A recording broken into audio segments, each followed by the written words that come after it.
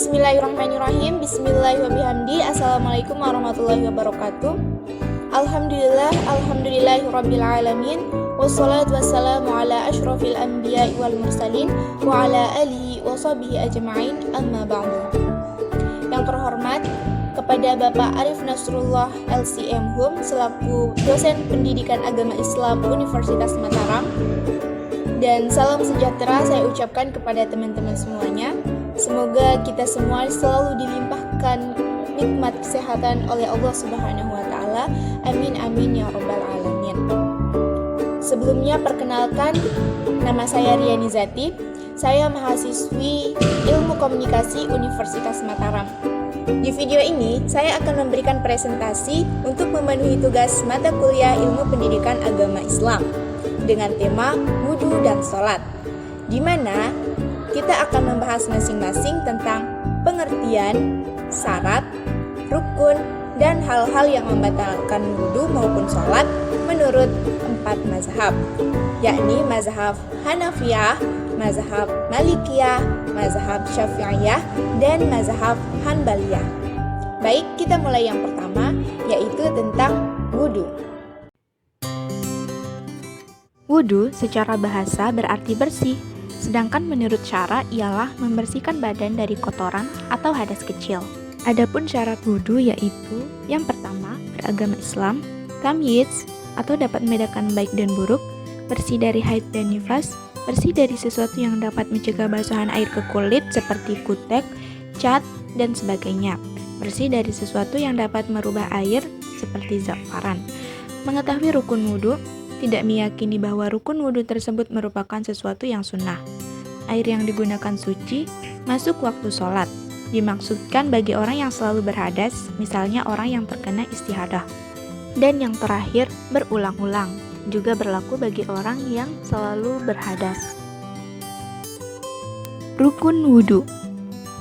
Menurut Al-Hanafiyah mengatakan bahwa rukun wudhu hanya ada 4, sebagaimana yang disebutkan dalam Nash Al-Quran Surah Al-Ma'idah ayat 6, yakni membasuh muka, membasuh kedua tangan, mengusap kepala, dan membasuh kedua kaki.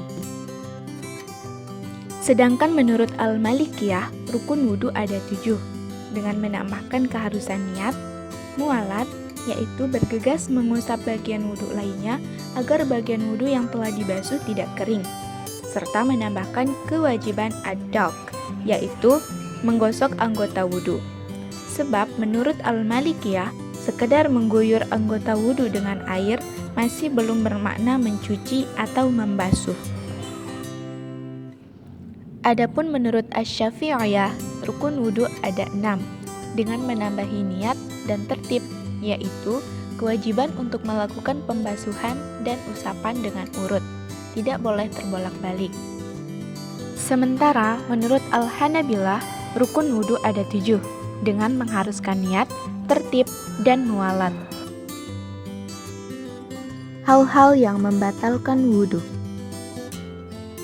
Keluarnya sesuatu lewat 2 lubang kubul atau dubur, menurut Al-Hanafiyah, Asy-Syafi'iyah, dan Al-Hanbaliyah dapat membatalkan wudhu.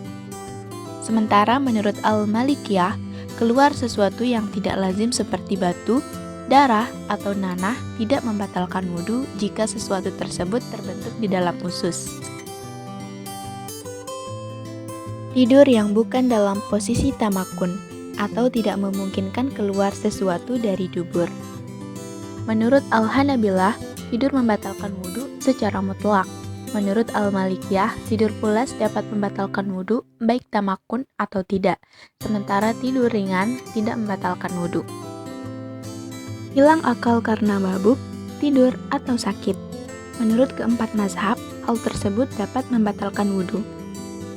Menyentuh kemaluan dengan telapak tangan. Menurut mazhab Hanafi, menyentuh kemaluan dengan tangan tidak membatalkan wudhu. Menyentuh kulit lawan jenis yang bukan mahram. Menurut Al-Hanafiyah, tidak batal wudhu sama sekali. Menurut Al-Malikiyah, membatalkan wudhu apabila dengan kelezatan walaupun menggunakan lapis. Menurut Asy-Syafi'iyah, membatalkan wudhu tanpa menggunakan lapis. Menurut Al-Hanabilah, membatalkan wudhu dengan syahwat, namun tidak batal wudhu bagi yang disentuh. Keluarnya sesuatu dari badan, seperti darah, nanah, dan semacamnya akibat luka atau lainnya, menurut Al-Hanafiyah membatalkan wudhu, sementara yang lainnya tidak membatalkan wudhu. Nah, setelah kita membahas tentang pengertian, syarat, rukun, dan hal-hal yang membatalkan wudhu, selanjutnya kita beralih ke pembahasan tentang sholat. Secara bahasa, sholat bermakna doa, sedangkan secara istilah, sholat merupakan suatu ibadah wajib yang terdiri dari ucapan dan perbuatan yang diawali dengan takbiratul ihram dan diakhiri dengan salam dengan rukun dan persyaratan tertentu.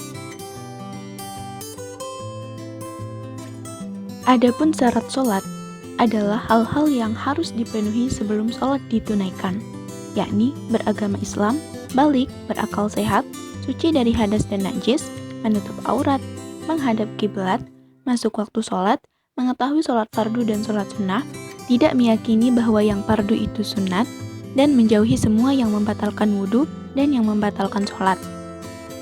Rukun sholat merupakan rangkaian tata cara pelaksanaan sholat atau bagian-bagian dalam sholat yang jika hilang salah satunya maka tidak dianggap sholat.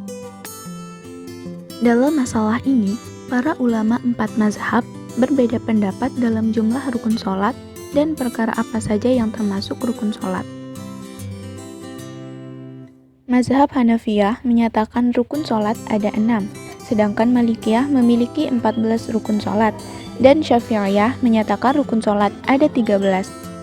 Adapun Hanabilah menambahkan rukun tumakninah sebagai rukun tersendiri. Hal-hal yang membatalkan sholat menurut 4 mazhab. Mazhab Hanafi,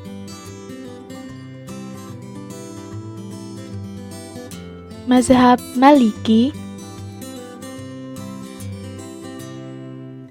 mazhab Syafi'i,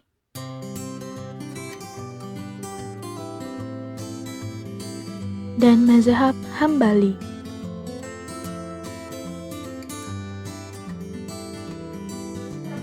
Itulah beberapa hal tentang pengertian, syarat, rukun, serta yang membatalkan wudhu maupun sholat menurut 4 mazhab. Demikian presentasi yang bisa saya sampaikan. Saya Riani Zati, mohon maaf atas segala kekurangan. Wallahul muwaffiq wal hadi ila sabilir rasyad. Wassalamualaikum warahmatullahi wabarakatuh.